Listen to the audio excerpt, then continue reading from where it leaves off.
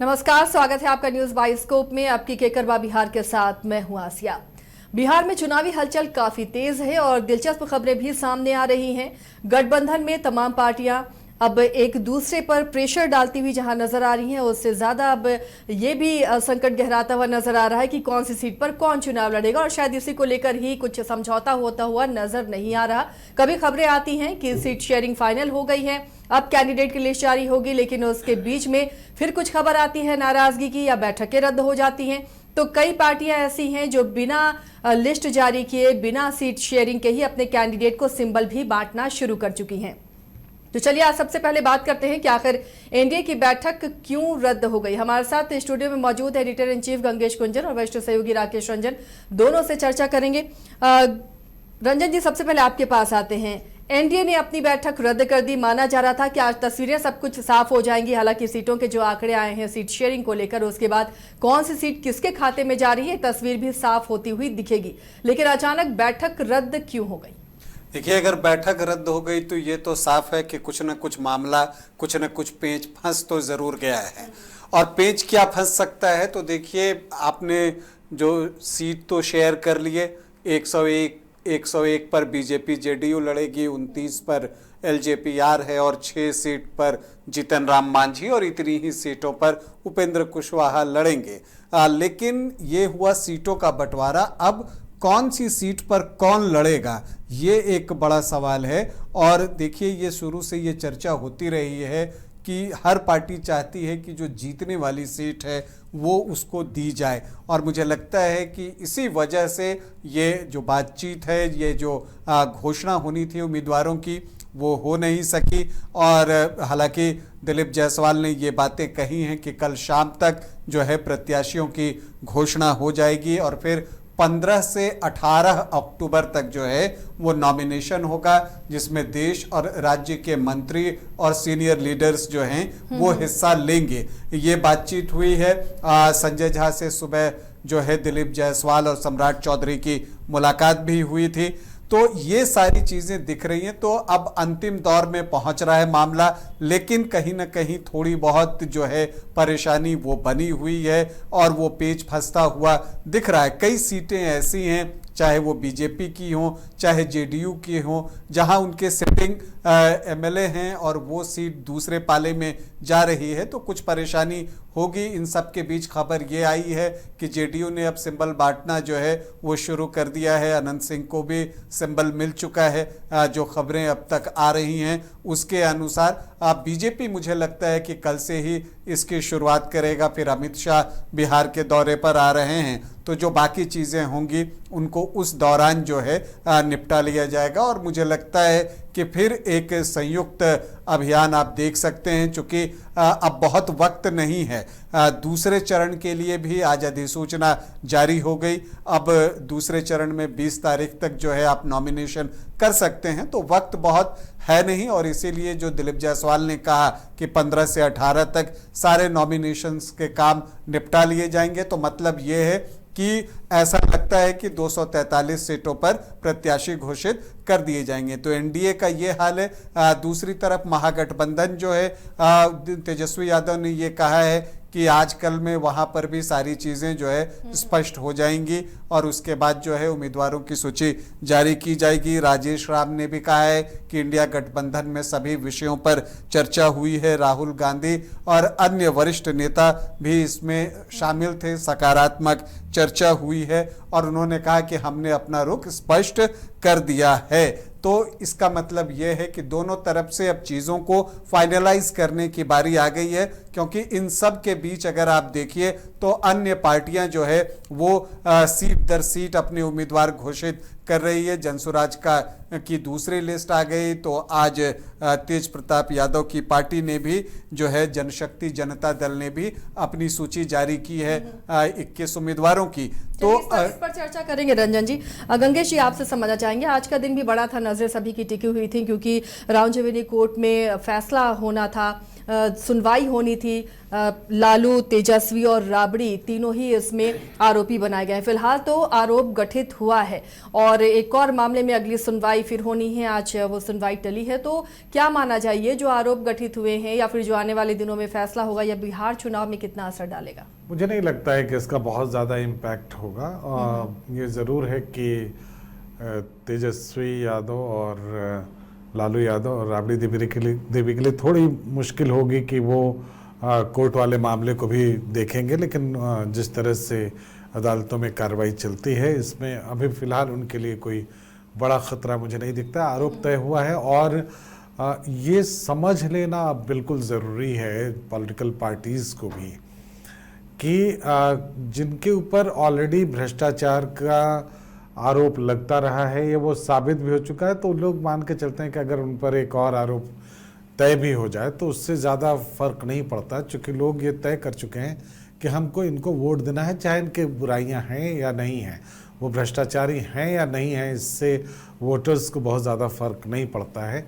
उनको बहुत साफ लगता है कि भाई इससे कोई ज़्यादा अंतर नहीं पड़ता है।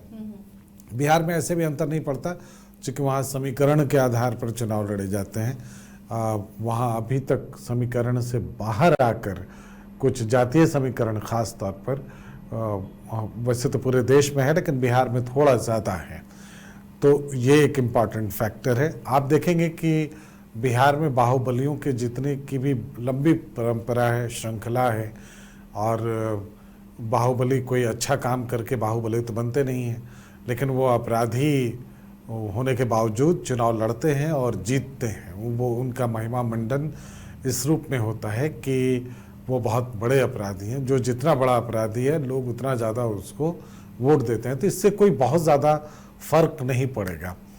रहा सवाल ये है कि एक झटका हम कह सकते हैं कानूनी तौर पर है, इसका कोई चुनावी अंतर हम मुझे नहीं लगता है। थोड़ा बहुत उसको बीजेपी कैश करने की कोशिश करेगी, लेकिन चूंकि बीजेपी में भी दबंग लोग हैं, अब आनंद सिंह को आज टिकट दिया गया, ऐसी खबर आ चुकी है जेडीयू से, तो आनंद सिंह को आप क्या कहेंगे, वो भी तो दबंग है।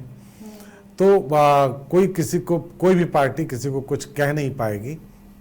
हाँ, ये अलग बात है कि ये मामला जब आगे बढ़ेगा, आगे चलकर तेजस्वी के लिए, लालू यादव और राबड़ी देवी के लिए बहुत बड़ी पारी बच नहीं गई है राजनीति में, लेकिन तेजस्वी के लिए ये खतरनाक साबित हो सकता है। लेकिन ये तब की तब देखी जाएगी, शायद इस चुनाव में तो ज़्यादा फर्क नहीं पड़ेगा। तो अभी तक की स्थिति यह है कि मैं उस कोर्ट की उस पूरी प्रक्रिया को एक तरह से इस चुनाव में मैं खारिज करता हूँ, क्योंकि इसका कोई मतलब नहीं है। ये हो जाना या नहीं होना कोई फ़र्क नहीं पड़ता है। अगर वो बरी भी हो जाते तो उससे भी कोई ज़्यादा फर्क नहीं पड़ता। उससे ये साबित नहीं हो जाता कि लालू यादव को जो पिछली बार सज़ा मिली वो गलत मिली, कहाँ से साबित होगा? तो इससे कोई फ़र्क नहीं पड़ता है। हाँ, ये हम सब जो अभी चर्चा करना चाहते हैं, और वो बिल्कुल अनौपचारिक चर्चा हम कर सकते हैं इस पर, कि आज आप देखेंगे कि अभी कितने दिन रह गए। आप इस महीने के आज 13 तारीख है, तो 18 दिन इधर और 6 दिन उधर, मतलब 6 या 5 ही दिन हम कहें तो 18, 5, 23, 24 दिन का चुनाव प्रचार फर्स्ट फेज का है। 23-24 दिन के चुनाव प्रचार में आप हर दिन आप एक बैलेंस निकालें कि कौन आगे चल रहा है, कौन पीछे चल रहा है। कल ऐसा लग रहा था कि एनडीए क्लियर कट कल एक एज के साथ आगे बढ़ता हुआ दिख रहा था, क्योंकि उसने अपने गठबंधन को लगभग साध लिया था। लेकिन आज सुबह होते होते तक लोगों को गठबंधन की बातें समझ में आ गई। उनको जो गठबंधन में सीटें बटी हैं उसको लेकर दलों में निश्चित रूप से मंथन हुआ होगा। जब वो लौटे, मांझी लौटे और कुशवाहा लौटे, तो स्वाभाविक है उनके समर्थकों ने कहा होगा कि भाई चिराग को ज़्यादा मिल गया, या चिराग को लगा होगा कि उनको अभी भी कुछ और मिलना चाहिए था। ये तमाम तरह की बातें हैं, इसलिए मांझी भी बहुत खुश नज़र नहीं आते हैं, और वो है कि अपनी 6 सीटों की चिंता वो ज़रूर कर लेंगे। और चुनाव अभी देखिए, जेडीयू कुशवाहा तो शायर हो गए। उन्होंने कहा आज बादलों ने फिर साजिश की है, जहां मेरा घर था वहीं बारिश की है। अगर टीका था, फलक वही को वर्ष जिद है पुराना। बिजलियां गिराने की, तो हमें भी जिद है वहीं पर आशियां बसाने आशियां की, बसाने ये बताने की उन्होंने किया। हाँ। हालांकि कल रात में भी उन्होंने एक पोस्ट किया था और उसमें अपने समर्थकों से जो है उन्होंने क्षमा मांगी थी कि जितनी सीटें हमने सोची थी उतनी हमें नहीं मिली हैं। तो एक सबसे बड़ी जो समस्या है रंजन इसमें वो ये है कि इन दलों को अपने परिवार के लोगों को अकोमोडेट करना पड़ता है। सबसे ज़्यादा वो चाहते हैं कि उनके परिवार के लोगों को टिकट दिया जाए। इसके पीछे रीज़न भी है कि ताकि आने वाले समय में इसको तोड़ न लिया जाए किसी भी तरह से, उनके विधायकों को न तोड़ लिया जाए। तो वो ज़्यादातर अपने फैमिली मेम्बर्स पर डिपेंड करता है। अब मान लीजिए किसी के पास 6 ही सीट है, उसके 4 विधायक हैं, दो तीन भी टूट गए तो कहानी ख़त्म हो जाती है उनकी। तो बहुत तरह की दिक्कत है इन मतलब इन रीजनल पार्टीज़ के सामने। तो ये बहुत स्वाभाविक है कि ये था, कल एक एज था एनडीए को, आज वो बढ़त एनडीए ने गंवाई है, इसलिए कि आज उनको पीसी करनी थी, पीसी वो नहीं कर पाए, ये बढ़त उनकी चली गई जो बढ़त कल रात में उन्होंने बनाई थी।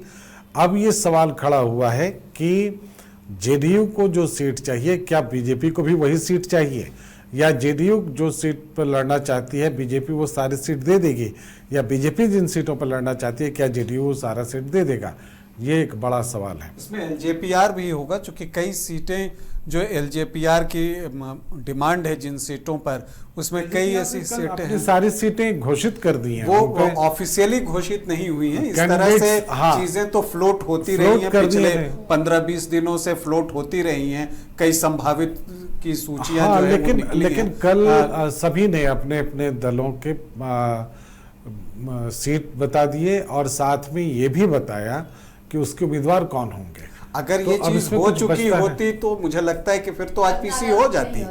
कहने का मतलब नहीं, ये प्रॉब्लम अब उन तीनों से नहीं है, प्रॉब्लम वहां नहीं है, प्रॉब्लम अब जेडीयू और बीजेपी के बीच है।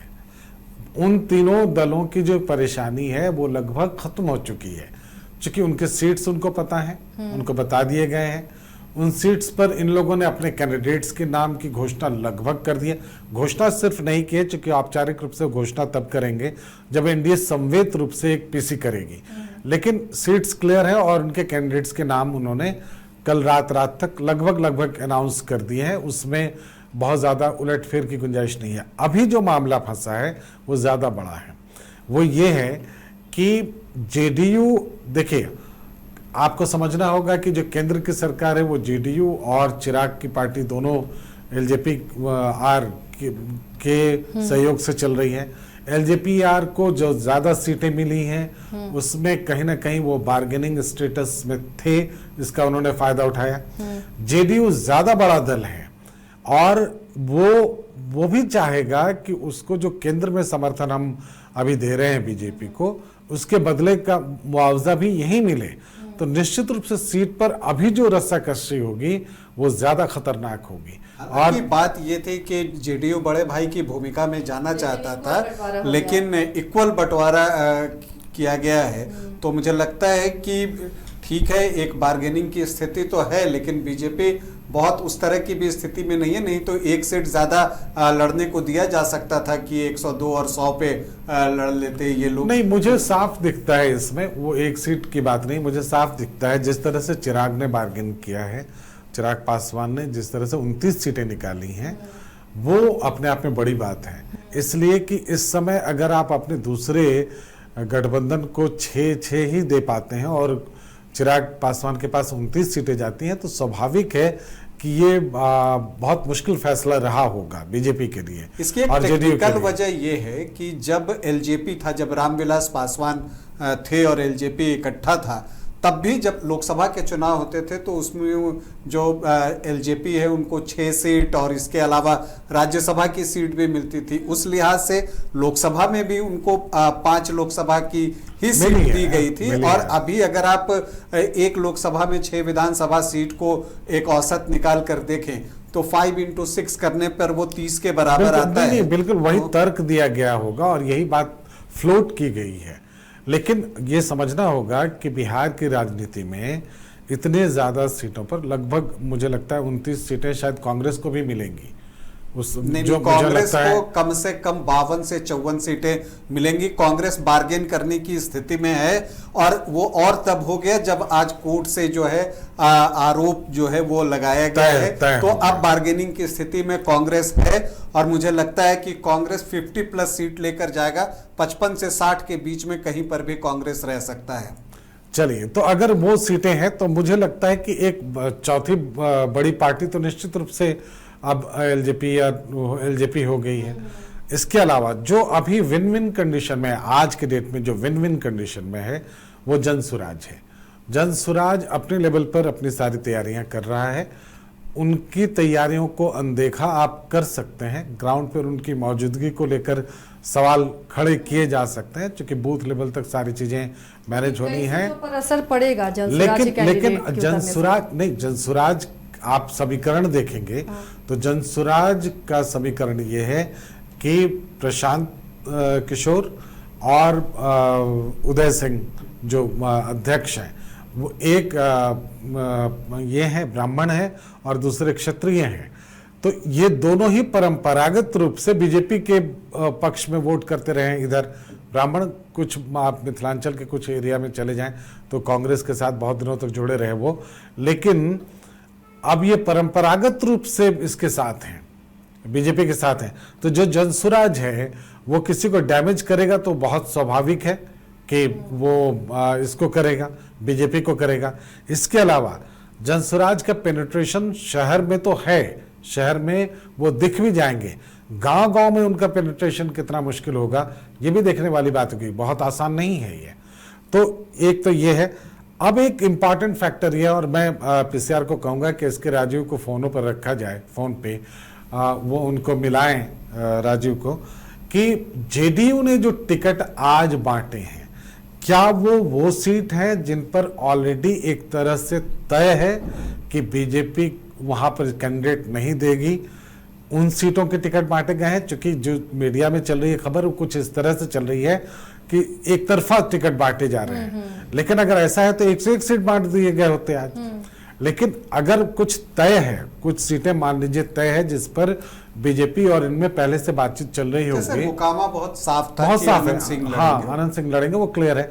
तो क्या इस तरह की सीटों पर ही केवल टिकट बांटा गया है? अगर सिर्फ इतना हुआ है तो हम फिर भी कह सकते हैं कि एनडीए के गठबंधन में अभी उतनी बात नहीं बिगड़ी है।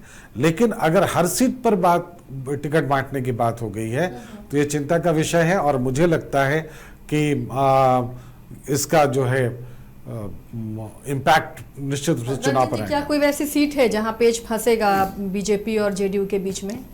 या देखिए, कई सीटें हैं, लेकिन उसमें से ज्यादा तो दोनों पार्टियां जी हाँ, उसमें ज्यादातर जो पेच फंसता है वो एलजेपीआर के साथ फंसता है, क्योंकि एलजेपीआर कुछ वैसी सीटें मांग रहा है जो जेडीयू की सीटें थी, जैसे एकमा की सीट है, वहां से धूमल सिंह चुनाव लड़ना चाहते हैं, लेकिन वो सीट जो अभी फ्लोट हो रही हैं चीजें उसके अनुसार एलजेपीआर को गई हैं। इसी तरह से देखिए दिनारा की सीट है, और खबर तो ये आई है कि जो दिनारा से जेडीयू के कैंडिडेट थे पूर्व मंत्री, उन्होंने जो है इस्तीफा भी दे दिया है, क्योंकि वो सीट आरएलएम को चली गई है, उपेंद्र कुशवाहा की पार्टी को। तो इसके अलावा सासाराम की सीट जो है वो आरएलएम के पास जा रही है, तो वहां से अशोक सिंह का इस्तीफा हुआ। अगर इनका इस्तीफा हो चुका तब मानकर चलिए कि ये सीट आरएलएम को जा चुकी है। तो ये चीजें जो है ज्यादातर सीटों पर जो है पेच फंसा हुआ है, वैसी सीटों पर जहां पर कि आपको एलजेपीआर या आरएलएम से मामला फंसता है। इसके अलावा अगर आप हम सेकुलर की बात देखिए, जीतन राम मांझी की पार्टी, तो उसके साथ उतनी सीटों का कोई पेच नहीं फंसा है। और बीजेपी और जेडीयू ने तो पिछली बार भी अलग अलग चुनाव लड़े थे और अच्छी संख्या में उन्होंने अपने सीटों पर चुनाव लड़ा था, तो वहां पेच कुछ एक सीटों पर फंस सकता है, लेकिन वो एक्सचेंज वाला मामला होगा कि वो अदला बदली कर लेते हैं कि ये आप ले लीजिए, हम ये ले लेते हैं। ऐसी कोई बात मुझे जेडीयू और बीजेपी में फिलहाल नहीं दिखती है। कुछ एक सीटों पर हो सकता है कि पेच दिखे, लेकिन जो मामला ज्यादातर फंसता है वो एलजेपीआर और आरएलएम के साथ ही जेडीयू और बीजेपी दोनों का फंस रहा है।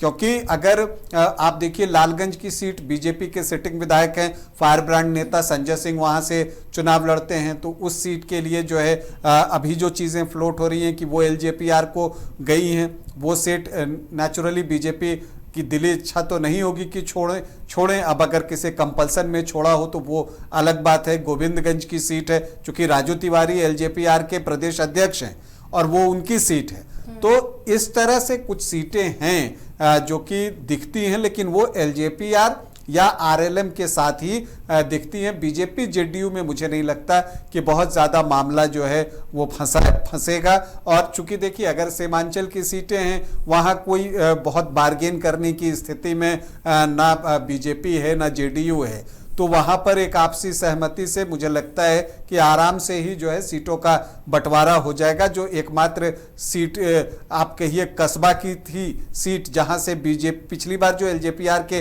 टिकट पर लड़े थे प्रदीप सिंह, अब बीजेपी में थे, तो वो सीट जो थी एक बीजेपी चाहती, लेकिन वो सीट एलजेपीआर को चली गई है। अब एक चीज जो देखना दिलचस्प होगा कि एलजेपीआर ने 29 सीट ले तो ली है, लेकिन उसमें से कितने जो है दूसरे दल के प्रत्याशी एलजेपीआर के सिंबल पर चुनाव लड़ते हैं, ये भी देखना होगा। क्योंकि जो इधर महागठबंधन के बारे में चर्चा होती है, तो उसमें भी चर्चा यही है कि मुकेश सहनी को 18 सीटें तो ऑफर की जा रही हैं, लेकिन कहा जा रहा है कि उसमें से 10 आरजेडी के कैंडिडेट होंगे जो आपके सिंबल पर लड़ेंगे। और पिछली बार भी आपने देखा कि वीआईपी ने जो 4 सीटें जीती थी, 4 के चारों जो है वो बीजेपी में चले गए थे। तो इस तरह की परिस्थितियां अभी होती हैं। अब यही देखना दिलचस्प होगा। जहां तक हम सेकुलर और आरएलएम की बात है, उनके पास तो सीटें इतनी कम है कि उनके प्रत्याशी जो है वही चुनाव लड़ेंगे। लेकिन अगर आप देखें तो ये देखना दिलचस्प होगा कि एलजेपीआर 29 में से कितनी सीटों पर खुद अपना प्रत्याशी उतारता है और कितने पर जो है अपने सहयोगी दलों में से किसी को बनाता है, सिंबल अपना देता है। चलिए, हमारे साथ बिहार से जुड़ चुके हैं संपादक एसके राजीव, उनके पास भी चलते हैं। राजीव जी, लगातार बिहार में हो रही हलचल पर हम चर्चा कर रहे हैं। अभी जो जेडीयू ने अपने सिंबल बांटे हैं, क्या वो वैसी सीटें हैं जिस पर बीजेपी के साथ जिच है, या फिर क्लियर कट वो सीटें जेडीयू को ही जाने वाली थी? नहीं, देखिए आसिया जी, बिहार की राजनीति जो है अभी आप कह सकते हैं कि राजनीति में एक ऐसा पेच फंस गया है जिससे खुद को निकालने की जुगात में जो है वो जेडीयू और बीजेपी दोनों लगी हुई है। दरअसल में मैं आज की आपको कहानी बताऊं कि आज पूरे दिन जेडीयू के कई नेता जो है वो बागी हो गए, उनका बागी रुख देखने को मिला। उसमें जय कुमार सिंह हैं, दिनारा से वो चुनाव लड़ा करते थे, बिहार सरकार में मंत्री भी रहे हैं कई टर्म, और आज उन्होंने अचानक पार्टी छोड़ने का फैसला लिया क्योंकि उनकी सीट जो है वो चिराग पासवान के खाते में दे दी गई है। मेरी उनसे बातचीत हुई, उन्होंने खुद ही मुझे फोन भी किया था और उन्होंने मुझे यह बताया कि यहाँ पे जेडीयू में जो है वो अब नीतीश कुमार का वर्चस्व रहा नहीं है। नीतीश कुमार खुद टिकट अब बांट नहीं रहे हैं। कुछ लोग हैं जो जानबूझ करके पार्टी को डैमेज करने की कोशिश में लगे हुए हैं, और यही वजह है कि ऐसी सीटें उनको दिलाई गई है या फिर जेडीयू को ऐसी सीटें दी गई है जहां पर कि जेडीयू हार जाए। आपको और एक कहानी बता रहे हैं आज की ही कि आज एक मंजीत सिंह हैं, वो भी गोपालगंज के इलाके से चुनाव लड़ा करते थे। अभी हाल के दिनों में उनको एक आयोग का उपाध्यक्ष बनाया गया था, लेकिन यह कहा गया था कि आपको विधानसभा का चुनाव लड़ाया जाएगा। लेकिन आज उन्होंने भी योजना आयोग के उपाध्यक्ष पद से इस्तीफा दे दिया और जेडीयू पार्टी से भी उन्होंने इस्तीफा दे दिया, यह कह करके कि पार्टी के भीतर जो आंतरिक लोकतंत्र की बात कही जाती है वो आंतरिक लोकतंत्र समाप्त हो चुका है। ये जेडीयू की स्थिति है। कमोबेश ऐसी स्थिति बीजेपी की भी है। अब समस्या यह है कि आपको याद होगा कि 2020 में लगभग 120 सीट 122 सीट पर जो है वो बीजेपी चुनाव लड़ रही थी, जेडीयू भी कमोबेश इतने ही सीट पर चुनाव लड़ रही थी, और जेडीयू जो है वो 40-42 सीटें जीती थी, जबकि बीजेपी 73-74 सीटें जीती थी। अब देखिए, अभी जो एक खबर आई अब से थोड़ी देर पहले आसिया जी, वो खबर यह है कि आज 4 बजे शाम में एनडीए की तरफ से प्रेस कॉन्फ्रेंस होना था। कल विधिवत हम लोगों को मैसेज दिया गया था और अचानक आज 2 बजे एक मैसेज आता है कि आज के प्रेस कॉन्फ्रेंस को टाल दिया गया है। अगली तिथि और समय जो है वो आपको बताया जाएगा। फिर शाम में 4 बजे पार्टी के प्रदेश अध्यक्ष दिलीप जायसवाल जो है वो कुछ दूसरे पार्टी के दूसरे दल के नेताओं को अपनी पार्टी में शामिल कराते हैं और कहते हैं कि 16-17 यानी कि 2 दिन जो है वो एनडीए के जो उम्मीदवार हैं वो नॉमिनेशन करेंगे। अब देखिए ये भी कहा जा रहा है कि 16 तारीख को अमित शाह भी पटना आ रहे हैं और वो अपने नेतृत्व में जो है वो लोगों को, अपनी अगुवाई में लोगों को नॉमिनेशन करवाएंगे। और 16, 17 और 18 3 दिन अमित शाह जो देश के गृह मंत्री हैं वो पहली बार बिहार में 3 दिन रुकेंगे। यानी कि आला कमान को इस बात की चिंता है कि जेडीयू और बीजेपी में जिस तरीके से सीटों का बंटवारा हुआ है या फिर जिस तरीके से चिराग पासवान को 29 सीटें दी गई, जिसकी वजह से कि बीजेपी और जेडीयू के कई नेता नाराज चल रहे हैं क्योंकि उनकी सिटिंग सीट चिराग पासवान को दे दी गई है, तो कहीं पार्टी में रिवोल्ट न हो जाए। यही वजह है कि अमित शाह को अब पटना आना पड़ रहा है। अभी तक आज समझिए कि 13 तारीख है, मात्र 4 दिन का समय शेष बचा है फर्स्ट फेज के नॉमिनेशन में, और अभी तक एनडीए का कोई भी उम्मीदवार जो है वो अपनी उम्मीदवारी नहीं किया है। अभी मेरी बात हो रही थी, अनिल सिंह हिस्वा से बीजेपी के एमएलए रहे हैं, उनका टिकट काट दिया गया है और वहां पर एलजेपी को वो सीट दे दी गई है, जबकि अनिल सिंह हार्डकोर बीजेपी के शुरू से ही वो जनसंघी रहे हैं, फिर वो बीजेपी से चुनाव लगातार जीतते रहे। तो ऐसी स्थिति कई नेताओं के साथ है जिनकी टिकट को काट दिया गया है। कई सीटें चिराग पासवान को दे दी गई है, तो चिराग पासवान को जो सीटें दी गई है वो तो कंप्लीट 29 नई सीटें हैं, क्योंकि चिराग पासवान पिछली बार चुनाव लड़े नहीं थे एनडीए के साथ। और यही वजह है कि एनडीए में अभी आप कह सकती हैं कि सब कुछ ठीक ठाक नहीं चल रहा है, और इसी वजह से आज विधिवत एनडीए में जो सीटों का डिक्लेरेशन किया जाना था उसको भी फिलहाल टाल दिया गया है। जी आसिया जी, तो ये जानना जरूरी है कि आज जो जेडीयू में टिकट बांटा है वो क्या बीजेपी से क्लैश कर रहा है या सिर्फ एलजेपी से क्लैश कर रहा है? तो शायद आप, मेरी आवाज पहुंचेगी नहीं है वहां। राजीव जी, आवाज मिली आपको? आवाज नहीं मिल रही है। राजीव जी, गंगेश जी ये जानना चाह रहे हैं कि जो टिकट जेडीयू ने जो सिंबल बांटा है वो सीटें क्या एलजेपी से क्लैश कर रही थी या फिर बीजेपी से क्लैश कर रही थी या फिर वो जेडीयू की ही थी? देखिए सिर्फ एलजेपी से ही क्लैश नहीं कर रही है, जीतन राम मांझी की पार्टी से भी क्लैश कर रही है, उपेंद्र कुशवाहा की पार्टी से भी क्लैश कर रही है। आज आप देखिए कि आज है कि नहीं कोई टकराहट जैसी स्थिति? नहीं, बिल्कुल टकराहट की स्थिति है। अभी मैं जो बात कर रहा था वो दिनारा की सीट है, जिसकी वजह से आज जेडीयू के एक सीनियर लीडर और कई टर्म मंत्री रह चुके नीतीश कुमार के राइट हैंड माने जाते थे, उन्होंने विधिवत इस्तीफा दे दिया। वो दिनारा की सीट जो है वो उपेंद्र कुशवाहा को दे दी गई है, और आज ये आरोप लगाया जा रहा था कि भाई कई करोड़ में उस सीट को बेचा गया है। तो और संतोष सिंह जो अभी बीजेपी से एमएलसी है, मंत्री है बिहार सरकार में, उनके छोटे भाई आलोक कुमार को वो सीटें दी गई। तो इस तरह के आरोप कई नेताओं के द्वारा जो है वो लगाए जा रहे हैं। तो जो मेन जो प्रॉब्लम जहां पर आ रहा है आसिया जी, क्योंकि मैं गंगेश जी की आवाज को नहीं सुन पा रहा हूं, तो जो मेन प्रॉब्लम आ रहा है वो यह है कि जेडीयू और बीजेपी इस दोनों पार्टी ने अपनी सीटों को काट करके और चिराग पासवान को दिया है। तो ऑब्वियसली जो पिछली बार जो 29 जो सीट पर जो लोग लड़े थे वो तो आक्रोश उनके भीतर होगा ही, क्योंकि उनको शिफ्ट नहीं किया जा रहा है, उनको सेटल नहीं किया जा रहा है। और यही वजह है कि चाहे वो बीजेपी हो चाहे वो जेडीयू हो, वहां पर बगावती सुर जो है वो ज्यादा तेज हो रहे हैं। दूसरी तरफ आप देखिए कि आज जीतन राम मांझी और उपेंद्र कुशवाहा की तरफ से कई बार ट्वीट किया गया है। जीतन राम मांझी अभी संतोष सुमन जो उनके बेटे हैं वो पटना अब से थोड़ी देर पहले पहुंचे हैं, जो कि उनको कल ही आ जाना चाहिए था, और अभी तक ये फाइनल नहीं हुआ कि नॉमिनेशन कब किया जाएगा। उनके यहाँ 6 सीट उनको दी गई है। जीतन राम मांझी के साथ समस्या ये है कि 6 उनके परिवार के ही लोग हैं, अगर एक सिर्फ अनिल सिंह को छोड़ दे जो पार्टी के अध्यक्ष हैं। उपेंद्र कुशवाहा के साथ समस्या यह है कि उन्होंने विधिवत आज ट्वीट किया है, फेसबुक पर डाला है, उन्होंने विधिवत यह लिखा है कि मैं हाथ जोड़कर विनम्र निवेदन करता हूं अपने कार्यकर्ताओं से कि चूंकि हम जिस तरीके से लगातार पिछले कुछ दिनों से कोशिश कर रहे थे हम उस पर खड़े नहीं उतर पाए। उन्होंने विधिवत एक शेर भी लिखा है अपने फेसबुक पर, अपने एक्स पर। तो आप कह सकते हैं कि उपेंद्र कुशवाहा के यहाँ भी नाराजगी है। अभी उनके एक नेता से मेरी बातचीत हो रही थी, अभी उन्होंने मुझे टाइम दिया था मिलने का, कहा कि अभी मैं मिल नहीं पाऊंगा क्योंकि पार्टी की वजह से सब कुछ ठीक ठाक नहीं चल रहा है।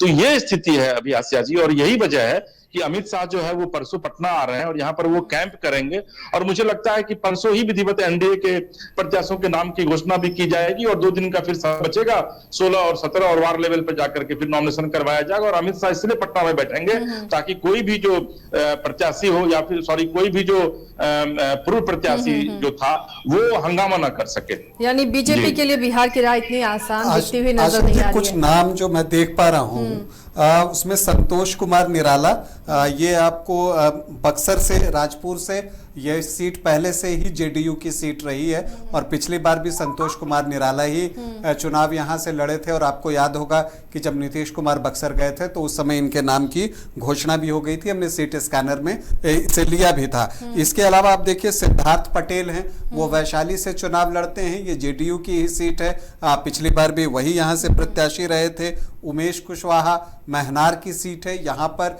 एलजेपीआर से एक क्लैश था कि रमा सिंह लड़ेंगे या उमेश कुशवाहा लड़ेंगे, लेकिन चूंकि प्रदेश अध्यक्ष उमेश कुशवाहा तो उनको टिकट गया है और फिर एक मंत्री सुनील कुमार के सिंबल की बातचीत जो है वो निकल कर आ रही है और अनंत सिंह की। तो ये सारी सीटें जेडीयू की ही हैं, इसलिए मैंने थोड़ी देर पहले कहा था कि जेडीयू बीजेपी में उतनी ज़्यादा क्लैश नहीं होनी है सीटों को लेकर, चूंकि पिछले बार दोनों अच्छी संख्या में चुनाव लड़ रहे थे और सबकी अपनी अपनी सीटें हैं। जो कॉन्फ्लिक्ट है वो जो अन्य सहयोगी दल हैं और खास करके एलजेपीआर से, क्योंकि उनकी नई एंट्री है, पिछली बार वो नहीं थे, तो नेचुरली वहां पर कुछ सीटों का क्लैश होगा। और चिराग पासवान को बहुत अच्छा बार्गेनर माना जाता है, एक बार फिर से उन्होंने साबित भी किया है, तो वो उस तरह की सीटें चाहते हैं। रंजन जी, अब जब सीट की बात हो रही है तो आज तेज प्रताप यादव ने भी अपने प्रत्याशियों की पहली लिस्ट जारी की है, खुद वो महुआ से चुनाव लड़ रहे हैं। तो जो लिस्ट उन्होंने जारी की है, जिन सीटों का उन्होंने जिक्र किया है, वो इंडिया ब्लॉक को या आरजेडी को क्या डैमेज करेंगे, कितना उनका प्रभाव दिखेगा इन सीटों पर? देखिए, कुछ एक सीटों पर तो नुकसान हो सकता है, अब कितना प्रतिशत होता है इस पर डिपेंड करेगा।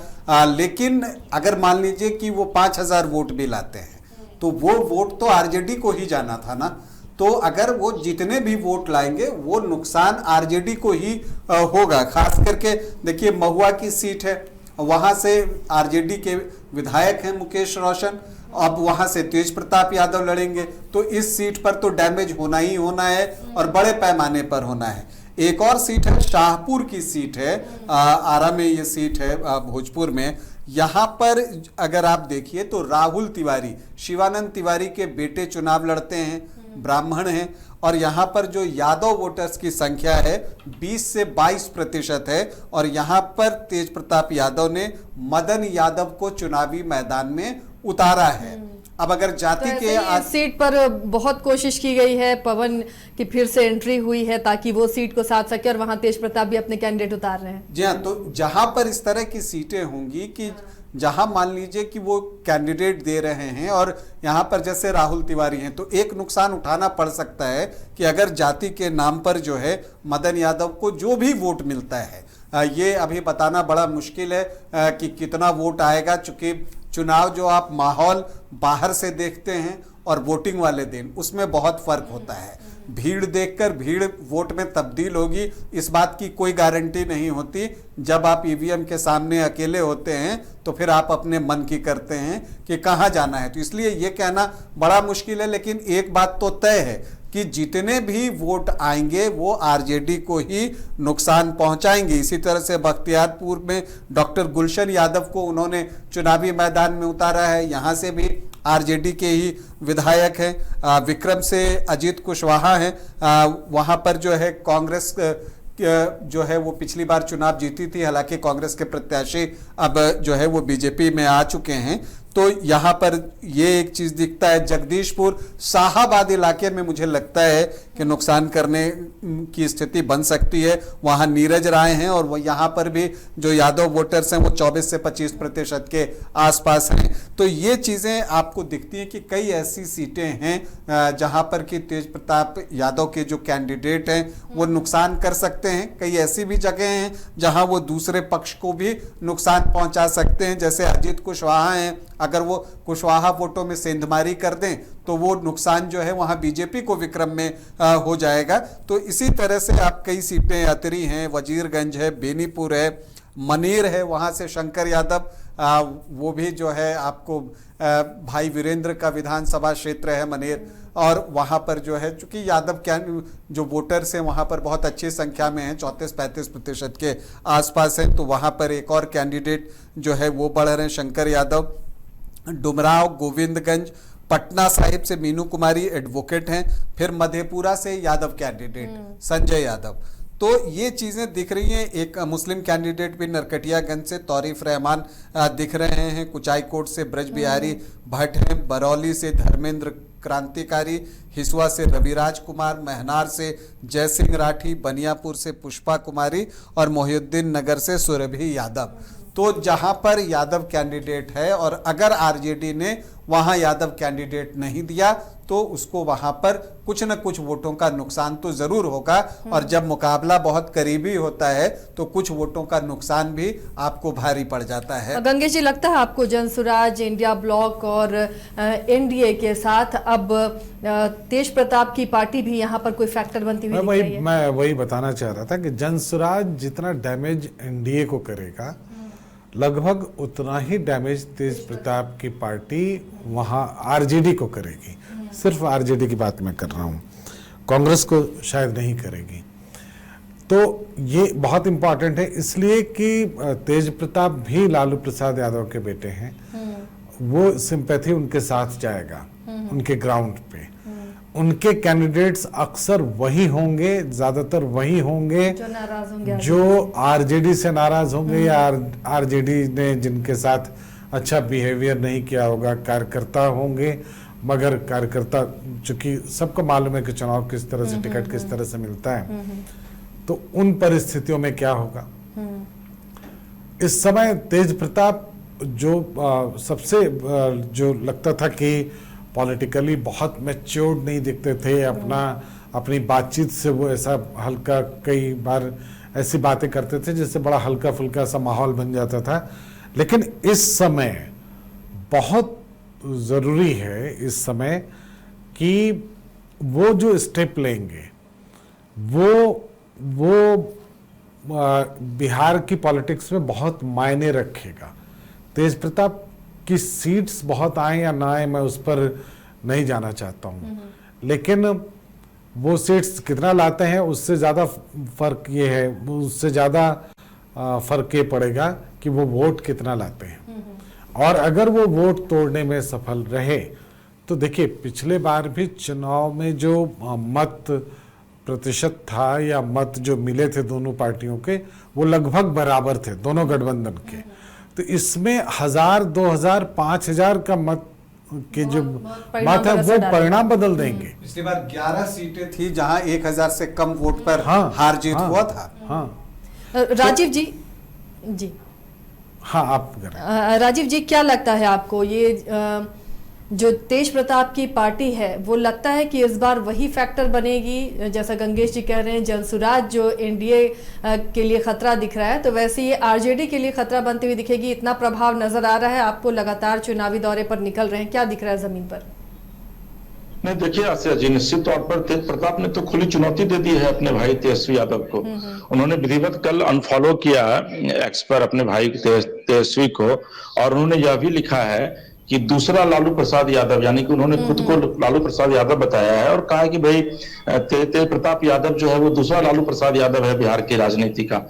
तो वो तो सीधे तौर पर आरजेडी को चुनौती तेज प्रताप दे रहे हैं। और ये चीज पता है, देखिए अब महुआ सीट जहां से आज उन्होंने अपने नाम की घोषणा की है, देखिए महुआ सीट जो है वो मुकेश रोशन वहां से विधायक हैं और तेजस्वी के वो आप कह सकते हैं कि राइट हैंड है, करीबी है। और मुकेश रोशन पेशे से चिकित्सक हैं। और जिस समय महुआ में जिस समय साथ ही लोग हुआ करते थे, लालू जी का परिवार साथ हुआ करता था, उस समय जब तेज प्रताप ने यह कहा था कि भाई महुआ से वो चुनाव लड़ेंगे, तो मुकेश, आपको याद होगा कि मुकेश यादव ने ट्वीट किया था और उसमें अमित शाह जी जिंदाबाद के उन्होंने विधिवत बातें कही थी। बाद में उन्होंने कहा था कि नहीं भाई, हमसे गलती से वो ट्वीट हो गया, मैं कुछ और लिखना चाह रहा था। तो ये चीज तेजस्वी यादव को भी पता है कि तेज प्रताप यादव के महुआ में खड़े होने के बाद इतना तय है कि तेज प्रताप यादव जीते या ना जीते, लेकिन वहां से मुकेश यादव यानी कि आरजेडी को हरवा देंगे और एनडीए से वहां पर जो कि उपेंद्र कुशवाहा को वो सीट मिली है उसको वहां से वो जीत दिलवा देंगे। क्योंकि यादव का जो वोट है उसका जो पोलराइजेशन होगा, तो ऐसा नहीं है कि वो सिर्फ आरजेडी की तरफ ही होगा। तेज प्रताप यादव भी लालू यादव के बेटे हैं। फर्क सिर्फ इतना है कि आज अगर लालू प्रसाद यादव ये कहते हैं कि भाई तेजस्वी नहीं है, तेज प्रताप मेरा वारिस है, तो वो आरजेडी के अध्यक्ष वो बन जाएंगे, आरजेडी के सर्वमान्य नेता तेज प्रताप यादव होंगे। तो तेज प्रताप यादव यह बताने की कोशिश कर रहे हैं अपने परिवार को, खास करके लालू प्रसाद यादव और तेजस्वी को, कि उनके बगैर भी उनका वजूद है अब बिहार की राजनीति में। और यही वजह है कि आज उन्होंने पहली लिस्ट जारी की है। और दूसरी जो महत्वपूर्ण बात है कि देखिए जनसुराज के विषय में जो भी आप कह रही थी आसिया जी, मुझे नहीं लगता है कि जनसुराज एनडीए को बहुत ज्यादा नुकसान पहुंचाएगा। आज आप उनके पूरे लिस्ट को देख लीजिए, जो 116 कैंडिडेट को आज उन्होंने उतारा है, आज उन्होंने घोषणा की है उनके नाम की, उसमें 17 मुस्लिम चेहरे हैं। अब ये मुस्लिम चेहरे जहां खड़े होंगे वो ऑब्वियसली वो आरजेडी का वोट काटेगा, क्योंकि बिहार में एमवाय समीकरण जो है वही तेजस्वी, आरजेडी की सबसे मजबूत पकड़ है एमवाय समीकरण पर, उसी के सहारे तेजस्वी चाहे लालू यादव जो है वो चल रहे हैं। तो अगर 17 मुस्लिम अगर मुसलमानों का वोट 5000 भी काटते हैं विधानसभा में, 2000 भी काटते हैं, तो वो सीधे तौर पर आरजेडी को नुकसान होगा। इसके अलावे ओबीसी में से 71 में लगभग उन्होंने 30 या 32 सीटें जो है वो यादव कैंडिडेट को दी है। तो यादव कैंडिडेट जहां पर वोट काटेंगे तो वो आरजेडी का वोट कटेगा। तो मुझे लगता है कि जनसुराज एनडीए से ज्यादा जो है वो कहीं ना कहीं से आरजेडी को नुकसान पहुंचाएगा।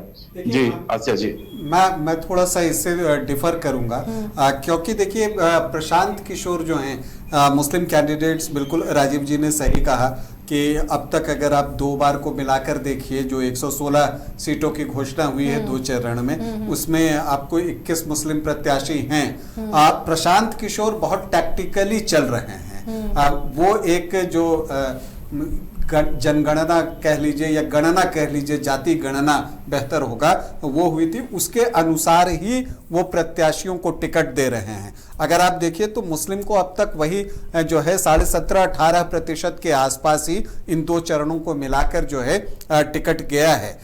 उनका फोकस जो है वो ईबीसी पर ज्यादा है, जो अति पिछड़ी जातियां हैं वहां पर ज्यादा है। और अगर आप देखिए तो 14 + 17 31 जो हैं वो अब तक ईबीसी कैंडिडेट जो है वो उतार चुके हैं।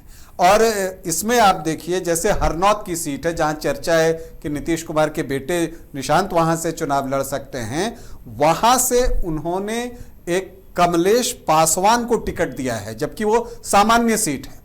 अब ये देखिए टैक्टिकली कितना ये है कि वहां पर जो आप एससी वोटर्स देखते हैं, अनुसूचित जाति के वोटर्स, वो 24% से ज्यादा हैं, 24.15%। तो बहुत क्लियर कट है। देखिए ये जो चुनाव हो रहा है, ज्यादातर लोगों की नजर जो है वो उस वोट पर है, उस एरिया पर है जो नीतीश कुमार का स्ट्रांग होल्ड रहा है। और वो जगह रंजन, इसका मेरा बहुत स्पष्ट मानना है, सवाल ये नहीं है कि कैंडिडेट कौन होता है। चुनाव जो अभी लड़ा जा रहा है वो इस मुद्दे पे लड़ा जाएगा कि किस जाति का नेता कौन है। अगर उस जगह पर कोई पासवान कैंडिडेट दिया जाता है और वहां पर चुनाव प्रचार करने के लिए चिराग पासवान चले जाते हैं, तो चिराग पासवान वहां के नेता होंगे। पासवान के नेता पूरे बिहार में अगर कोई माने जाएंगे तो चिराग पासवान, या इधर मांझी वाले ये में माना जाएगा जो दलितों का नेता है। तो ये सवाल नहीं है कि किसी एक कैंडिडेट, अगर ये कैलकुलेशन है पीके का, तो मुझे लगता है इससे पुअर कैलकुलेशन कुछ नहीं हो सकता है। इसलिए कि एक जात, आप देखिए बीजेपी कोई भी सीट जिसमें ब्राह्मण ज्यादा है, बीजेपी ने किसी को भी सीट दे दिया होता है, ऐसा थोड़ी बीजेपी हार जाएगी। इसलिए कि ब्राह्मण या राजपूत ट्रेडिशनली फॉरवर्ड क्लास के हैं। आरजेडी या कोई दूसरी ऐसी पार्टी जो एंटी फॉरवर्ड पार्टी मानी जाती है, वो अगर किसी को दे वहां पर टिकट, तो उससे थोड़ी जीत जाएगी वो। सवाल ये उठता है कि उसका नेता कौन है। वो आंकड़े अपनी जगह पे हैं, आंकड़े की जगह पे पीके अपनी जगह पे सही हो सकते हैं, लेकिन ये मिसकैलकुलेशन है। कैलकुलेशन ये होना चाहिए कि किस क्षेत्र में या पूरे बिहार में या उस एरिया में किस जाति का नेता कौन है, बड़ा नेता कौन है, लोग उसके पीछे जाएगा। लेकिन देखिए बिहार की जो खूबसूरती है चुनावों के मामले में, मैं मानता हूं कि जिस जाति का कैंडिडेट होता है जिस क्षेत्र में, वो उसी को वोट करते हैं। आप उदाहरण देख लीजिए, औरंगाबाद में अभय कुशवाहा कैंडिडेट थे, लव कुश वोट नीतीश कुमार का स्ट्रांग होल्ड रहा है पिछले 20 सालों से, लेकिन वहां अभय कुशवाहा जीते क्योंकि सारे कुशवाहा वोटर्स ने अभय कुशवाहा को वोट किया, न कि नीतीश कुमार के कहने पर जो है उन्होंने एनडीए को वोट किया।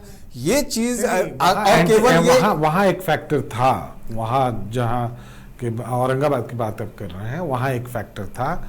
वहां पर राजपूतों ने अपने ही नेता को हराया। ये आप जान लीजिए, वहां पर जो वोटिंग ये पैटर्न था, लास्ट में इस तरह के फोन, अब मैं उनका नाम नहीं ले सकता क्योंकि वो कुछ अच्छे पोस्ट पर है, उस तरह के फोन वहां पर किए गए राजपूत नेताओं द्वारा, जो ये सिर्फ ये कह के कि भाई दे दो, मान लिया कि इसने नहीं किया अच्छा लेकिन इसको वोट दो। तो इस तरह से वहां पर देखिए, कुशवाहा वोटर्स तो उनकी तरफ गए ना। यही चीज आप कोई भी विधानसभा क्षेत्र उठा इनकम्बेंसी लीजिए, अलग चीज है। आज जब हम बात कर रहे हैं कि मदन यादव कुछ डैमेज करेंगे अगर वहां राहुल तिवारी हैं तो वो इसलिए कर रहे हैं, वो सीधी सी बात है। अभी तो लालू प्रसाद यादव ही यादव के नेता हैं, लेकिन और अभी तेजस्वी यादव हैं, लेकिन आप खुद से देखिए कि बीजेपी के कितने यादव विधायक हैं, जबकि नेता तो तेजस्वी यादव या लालू यादव हैं। नित्यानंद राय आज गृह राज्य मंत्री हैं। ठीक है, नित्यानंद राय जीतते हैं, नहीं इक्का दुक्का सीट, हम बार बार ये बोल रहे हैं, हम ये नहीं बोल रहे हैं कि तेज प्रताप के कहने पे सारे यादव एक तरफ हो जाएंगे। वो नेता वही रहेंगे, नेता अभी भी तेजस्वी और लालू ही रहेंगे, लेकिन तेज प्रताप चूंकि लालू के बेटे हैं, उनके कहने पर 2-4 हजार 5,000 वोट बदलेगा, और अगर ये बदला तो सीट का इक्वेशन बदल जाएगा। ये है। चलिए, तो आज दिन भर बहुत हलचल रही है, और लेकिन एक चीज मैं शुरू करना चाहता हूँ आज के प्रोग्राम में, वो ये है कि आज अगर 100 अंक माना जाए तो आज 100 अंक में एनडीए गठबंधन को कितना मिलना चाहिए, महागठबंधन को कितना मिलना चाहिए, पीके को कितना मिलना चाहिए। आज तो तेज प्रताप और पीके को ही मिलना चाहिए क्योंकि उन्होंने अपने कैंडिडेट की घोषणा कर दी और पीके लगातार उसमें आगे चल रहे हैं। 116 सीटों पर जो है उन्होंने अपने प्रत्याशी घोषित कर दिए हैं, और दिलचस्प यह है कि वो उसके साथ आंकड़े भी देते हैं कि अति पिछड़ी जाति पर खास करके फोकस करते हुए कि उसके कितने प्रतिशत हैं। आज भी कहा कि 1/3 अति पिछड़ी जाति से हैं, और जब वो ये चीज़ें कहते हैं तो उसमें ये भी वो बता देते हैं कि उस अति पिछड़े में कितने हिंदू हैं और कितने मुस्लिम हैं। तो अति पिछड़े में ऐसा नहीं है कि सिर्फ एक कम्युनिटी से, दोनों कम्युनिटी को जोड़ के वो बातों को बताते हैं, और वो बाकायदा वो इस चीज की घोषणा भी करते हैं। और इसके अलावा में से कितना पॉइंट दिया जाना चाहिए, पीके को कितना देना चाहिए और बाकियों को कितना देना चाहिए? मेरे ख्याल से आज की स्थिति में एलजेपी-आर यानी चिराग की पार्टी को 100 के 100 पॉइंट दे देना चाहिए, क्योंकि उन्होंने बहुत अच्छा बार्गेन करके अभी स्थिति बना दी है।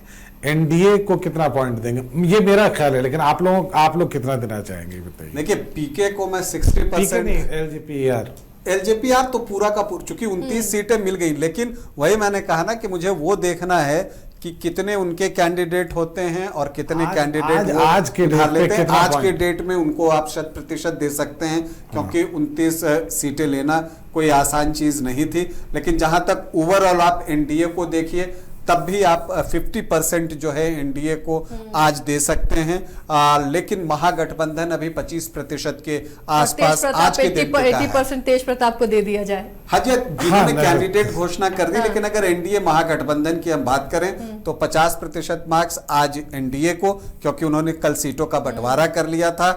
आज उस पर कोई बात बिगड़ी नहीं है। इधर उधर से जो खबरें आई, इशारों में बात हुई, तो 50% मार्क्स उसके काट लिए गए, तो 50% आप उनको दे दीजिए। राजीव जी से भी पूछा जाना चाहिए, और 25% महागठबंधन को मिल सकता है। राजीव जी, आपकी क्या राय है? वो उनको आवाज भी नहीं। देखिए, मैं तो इस पूरे मामले में गंगेश जी के साथ हूं, क्योंकि गंगेश जी ने जो कहा कि भाई 100% कहीं ना कहीं से चिराग पासवान को मिलना चाहिए, तो बिल्कुल देखिए, चिराग पासवान पूरे तरीके से आप कह सकते हैं कि आज की तारीख में बिहार की राजनीति में 100% वो आप कह सकते हैं कि उन्होंने अचीव किया है। क्योंकि 2020 के चुनाव में उनके पास एक भी सीट, वो अपने अकेले चुनाव लड़े थे, एक उनका उम्मीदवार जीता था जो बाद में जाकर के जेडीयू में मिल गया, तो उनके पास कुछ था नहीं खोने के लिए, लेकिन पाने के लिए बहुत कुछ था। तो आज उन्होंने 29 सीट पाया है, तो आज 100 से 100% जो है वो चिराग पासवान के खाते में जानी चाहिए। महागठबंधन चूंकि अभी तक सेप लिया नहीं है, अभी तक कुछ हुआ नहीं है, तेजस्वी यादव वही है, लालू पटना पहुंच चुके हैं, तो कल अब देखते हैं कि महागठबंधन क्या कुछ करता है। 100 में कितना पॉइंट नंबर? कितना है राजीव जी? 100 में कितना नंबर? नहीं, महागठबंधन को तो अभी मुझे लगता है कि कुछ भी पॉइंट देने की आवश्यकता नहीं है, क्योंकि जब तक आप सीट शेयर नहीं करेंगे, आप घोषणा नहीं करेंगे, तब तक उनको पॉइंट कैसे मिलेगा। तो अभी पूरे एनडीए को पॉइंट मिलना चाहिए, जिसमें कि चिराग 100% ले रहे हैं।